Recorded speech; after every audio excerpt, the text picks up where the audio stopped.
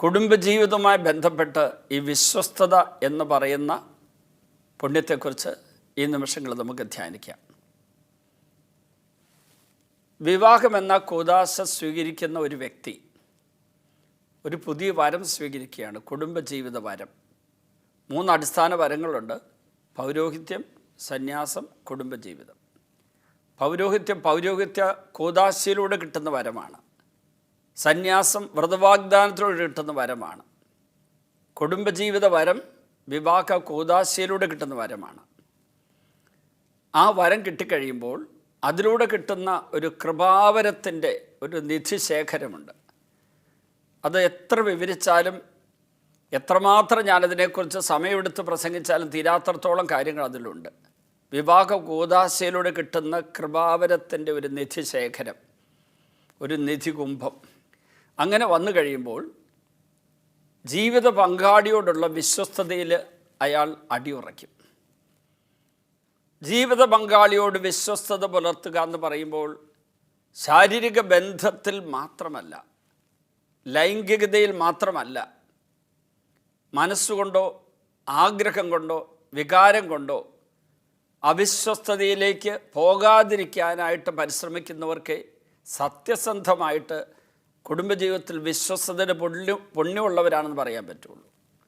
ഒരാൾ ധ്യാനത്തിൻ്റെ അവസരത്തിൽ കൗൺസിലിങ്ങിനായിട്ട് ഒരു സിസ്റ്ററുടെ അടുത്ത് ചെന്നു. മുരിങ്ങൂരല്ല, വേറൊരു ധ്യാന കേന്ദ്രത്തിൽ. ആ സിസ്റ്റർ ഒരു ചോദ്യം ചോദിച്ചു. അത് അയാളെ വല്ലാതെ വേദനിപ്പിച്ചു. ഹോസിയ 5:4 വചനം സിസ്റ്ററിന് കിട്ടിയത്. കർത്താവിലേക്ക് മടങ്ങിപ്പോകാൻ അവരുടെ പ്രവൃത്തികൾ അവരെ അനുവദിക്കുന്നില്ല, കാരണം വ്യഭിചാര ദുർഭൂതം അവരിൽ കുടികൊള്ളുന്നു എന്നുള്ള വചനമാണ് കിട്ടിയത്. അത് എഴുതി കാണിച്ചാണ് കർത്താവ്.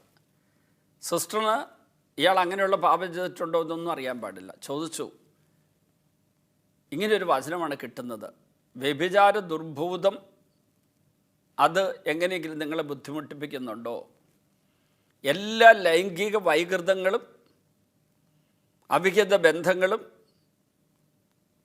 വേശ്യാവൃത്തി, വ്യഭിചാരം തുടങ്ങിയ എല്ലാറ്റിൻ്റെയും പിന്നിൽ ഈ വ്യഭിചാര ദുർഭൂതമുണ്ട്.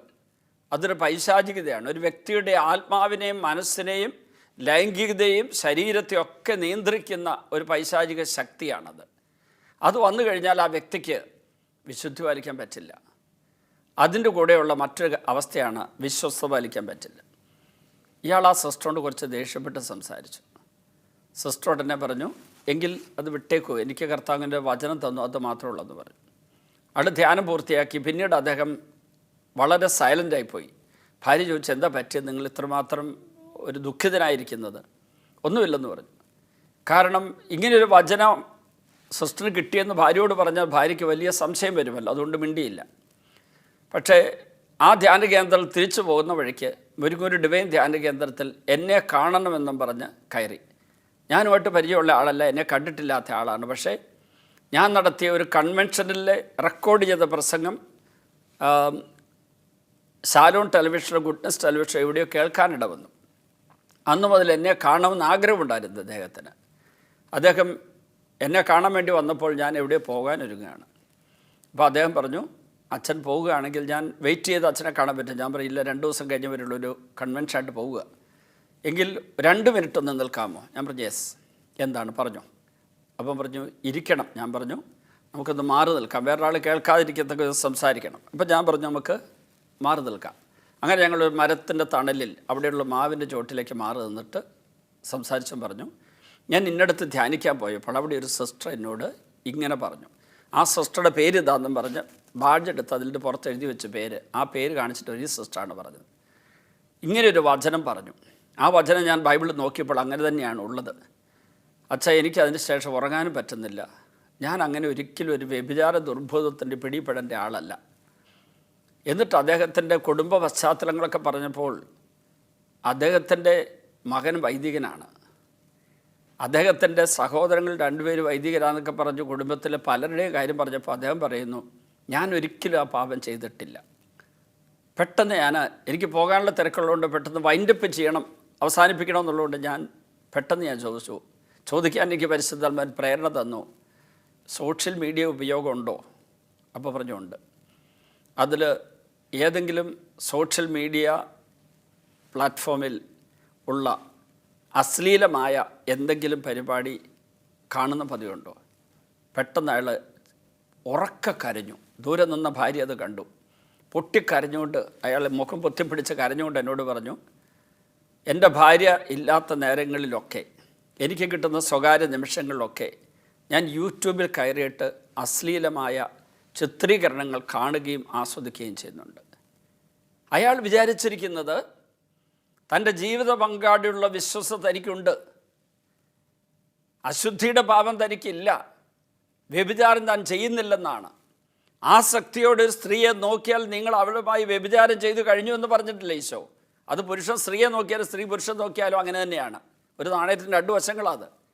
ആസക്തിയോടെ ഒരാളെ നോക്കുന്നത് തന്നെ വ്യഭിചാര തുല്യമായ പാപമാണെങ്കിൽ, അശ്ലീല സിനിമ കാണുമ്പോൾ, അശ്ലീലമായ സൈറ്റ് സന്ദർശിക്കുമ്പോൾ, പോൺ മൂവീസൊക്കെ കാണുമ്പോൾ ഉണ്ടാകുന്ന ദുരന്തം എന്താണ്? അശുദ്ധിയുടെ കുഴപ്പം മാത്രമല്ല, വിശ്വാസത്തിൽ നിന്നുണ്ടാകേണ്ട വിശ്വസ്തതയ്ക്ക് എതിരായിട്ടുള്ള പാപമാണത്. ജീവിത പങ്കാളിയോടും ദൈവത്തോടും നമ്മോട് തന്നെയും മറ്റുള്ളവരിലൊക്കെ അവിശ്വസ്തത ഉണ്ടാകുന്നൊരു പാപമാണ്. അയാൾ പൊട്ടിക്കരഞ്ഞുകൊണ്ട് എന്നോട് പറയുകയാണ്, ഇത് ഇത്രമാത്രം പാപമാണെന്ന് ഇതുവരെ ആരും എനിക്ക് പറഞ്ഞു തന്നിട്ടില്ല. അപ്പോൾ ഞാൻ പറഞ്ഞു, അത് നുണയാണ്. ഓരോ ധ്യാനത്തിലും സോഷ്യൽ മീഡിയയുടെ ദുരുപയോഗത്തെക്കുറിച്ച് തീർച്ചയായിട്ടും പറയും ഈ കാലഘട്ടത്തിൽ ആത്മശോധനയിൽ. അപ്പോൾ ഞാൻ അദ്ദേഹത്തോട് പറഞ്ഞു കഴിഞ്ഞപ്പോൾ എന്നോട് പറഞ്ഞു, ശരിയാണ് അച്ഛാ, ഞാൻ അത്ര ഗൗരവമായി എടുത്തില്ല. കാരണം എനിക്ക് ഇങ്ങനെയുള്ള പരിപാടിയിൽ കിട്ടുന്ന ഇത് കാണുമ്പോൾ ഉണ്ടാകുന്ന സുഖം അതാരും അറിയാതെ ഒരു ആസ്വദിക്കുന്ന ബലഹീനത എനിക്കുണ്ട്. ആരും കാണുന്നില്ല, അറിയുന്നില്ല എന്ന് ഞാൻ കരുതി. അപ്പം ഞാൻ അന്ന് ഒരിക്കൽ എൻ്റെ കൂടെ കൗൺസിലിങ്ങിനായിട്ട് വന്നിരുന്ന ഒരു വ്യക്തിയുടെ അടുക്കലേക്ക് ഞാൻ ഇയാളെ ഒന്ന് കൗൺസിലിങ്ങിനായിട്ട് വിട്ടു. ഞാനൊന്ന് പ്രാർത്ഥിച്ചു വിട്ടിട്ടുണ്ട്. ഞാൻ കൺവെൻഷന് പോയ സ്ഥലമൊക്കെ അദ്ദേഹം ചോദിച്ചറിഞ്ഞിരുന്നു. പിറ്റേ ദിവസം രാവിലെ അദ്ദേഹം സ്വന്തം വീട്ടിൽ നിന്ന് കാർ ഓടിച്ച് എന്നെ കാണാൻ വേണ്ടി ഒറ്റയ്ക്ക് വന്നു. അദ്ദേഹം വന്ന് എന്നോട് പറഞ്ഞു, അച്ഛാ, കൗൺസിലിംഗ് നടത്തിയ വ്യക്തി എൻ്റെ അടുക്കൽ കുറേ കാര്യങ്ങൾ പറഞ്ഞു. അതായത് ഏതാണ്ട് 4-5 വർഷങ്ങളായിട്ട് സോഷ്യൽ മീഡിയയിലൂടെ ഞാൻ അശ്ലീലമായ അനേകം കാര്യങ്ങൾ കണ്ടത് മുഴുവനും 6-ാം പ്രമാണ ലംഘനമായി, 9-ാം പ്രമാണ ലംഘനമായിട്ട് കർത്താവ് ആ വ്യക്തിയിലൂടെ എനിക്ക് പറഞ്ഞു തന്നു.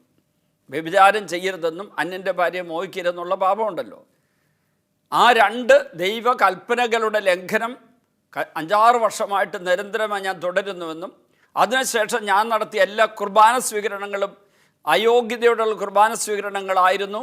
അതിലൂടെ എന്നിലേക്ക് പൈശാചിക പ്രവേശിച്ച് എനിക്ക് ലൈംഗിക ആസക്തിയുടെ അടിമയായി തീരേണ്ട ദുരവസ്ഥയുണ്ടായി എന്ന് ഞാൻ മനസ്സിലാക്കി. അച്ഛാ, ഞാൻ അവിടെ കുമ്പസാരിച്ചിട്ടാണ് വന്നത്. എന്നിട്ട് ഞാൻ അവിടെ നടത്തിയ 2 ദിവസത്തെ കൺവെൻഷൻ അദ്ദേഹം പങ്കെടുത്തു. അത് കഴിഞ്ഞതിന് ശേഷം കുറച്ചു കാലം കഴിഞ്ഞ ശേഷം ഭാര്യ എൻ്റെ അടുക്കൽ വന്നിട്ട്, ഒരാവശ്യമില്ലാത്ത കാര്യമായിരുന്നു, ഭാര്യ വന്ന് എന്നോട് ചോദിച്ചു, ഒരുപക്ഷെ ഞാൻ പറയുന്നവർ കേൾക്കുന്നുണ്ടാകാം, അച്ഛാ, എന്തായിരുന്നു അന്ന് ഭർത്താവ് അച്ഛനും ഒറ്റയ്ക്ക് വന്നുകൊണ്ട് പൊട്ടിക്കരയാനുള്ള കാരണം?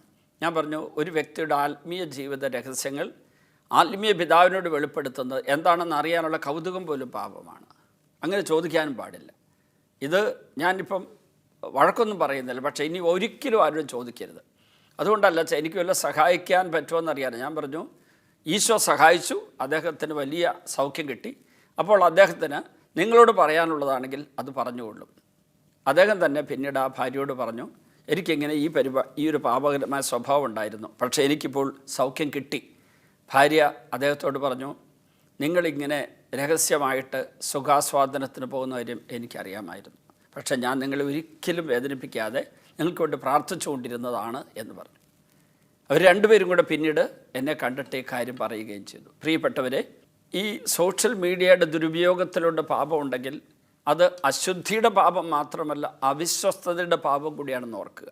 ദൈവത്തോടും എന്നോട് തന്നെയും എൻ്റെ ജീവിതാദർശനോടും മറ്റുള്ളവരോടുള്ള അവിശ്വസ്തയുടെ പാപമാണതെന്ന് നമുക്ക് തിരിച്ചറിയുകയും പ്രാർത്ഥിച്ച് വിടുതൽ പ്രാപിക്കുകയും ചെയ്യും. ഈശോയെ, ഈ ഒരു മേഖലയിൽ അവിശ്വസ്തയുടെ പാപത്തിൻ്റെ ബന്ധനത്തിൽ ഞങ്ങളെ മോചിപ്പിക്കണമേ. അങ്ങയോടും ഞങ്ങളോട് തന്നെയും മറ്റുള്ളവരോടും ജീവിതാന്തസ്സിനോടും ഞങ്ങളുടെ ജോലികളോട് കടമകളോടും വിശ്വസ്ത പുലർത്താനുള്ള കൃപാവരം ഞങ്ങൾക്ക് നൽകണമേ.